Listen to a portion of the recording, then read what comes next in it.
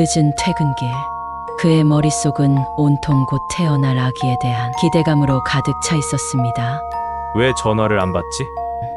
전화를 받지 않는 아내가 이상하여 퇴근길을 서둘렀습니다. 불안한 마음에 현관문을 연 남편. 집 안은 기이할 정도로 조용했습니다. 그런데 거실에서 희미한 울음소리가 들렸습니다. 불을 켠 남편은 그대로 얼어붙고 말았습니다. 아내는 거실 바닥에 쓰러져 있었고 그녀의 배는 처참하게 갈라져 있었습니다. 그리고 발밑에는 갓 태어난 듯한 아기가 울고 있었습니다. 오늘 다룰 이야기는 일본을 충격으로 몰고 간 미제 중 하나인 나고야 임산부 살인 사건입니다. 1988년 3월 18일 일본 나고야시 나카가와구. 출산을 앞둔 임산부 모리야 미츠코가 자신의 집에서 끔찍하게 살해되었습니다. 배가 갈라진 채로 말이죠. 그런데 기괴한 점이 있었습니다.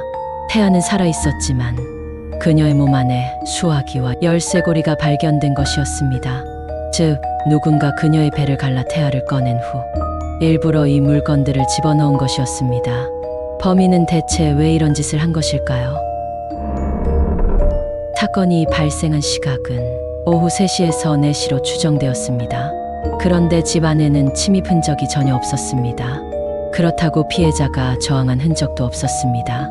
피해자는 문을 직접 열어주었거나 이미 집 안에 범인이 있었을 가능성이 높습니다. 경찰은 가까운 주변인부터 조사하기 시작했습니다. 첫 번째 용의자는 남편이었습니다. 침입은 저항은이 없을 뿐더러 아내가 사망했음에도 침착하고 태어난 모습이 이상하다 판단했습니다. 그러나 그는 사건 발생 시간 회사에 있었음이 밝혀지면서 용의선상에서 제외됐습니다. 두 번째 용의자는 빌라를 서성이던 남자였습니다. 그는 사건 당일 빌라 주변을 배회했습니다. 그리고 여러 집의 문고리를 돌리는 모습이 포착되기도 했습니다. 그러나 아쉽게도 그의 정체를 밝혀내지 못했습니다. 범행 수법을 보면 범인은 단순 강도가 아니었습니다. 피해자의 배를 절개해 태아를 꺼냈다. 태아의 몸 곳곳에 칼자국이 남아 있었다. 배 속에 열쇠고리와 수화기를 넣어 놓았다. 범인은 대체 왜 이런 행동을 했던 걸까요? 출산을 앞둔 여성을 노린 계획적 범죄, 종교적 의식, 원한에 의한 의도적 살인? 사건은 점점 더 미궁으로 빠져들었습니다.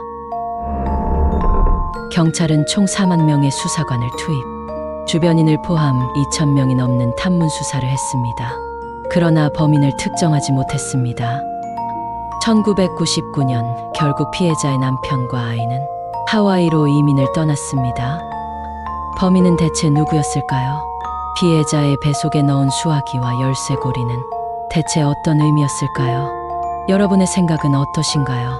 댓글로 여러분의 의견을 남겨주시기 바랍니다. 그리고 구독과 좋아요, 알림 설정도 잊지 마십시오. 더욱 소름 끼치는 미스터리로 찾아오겠습니다.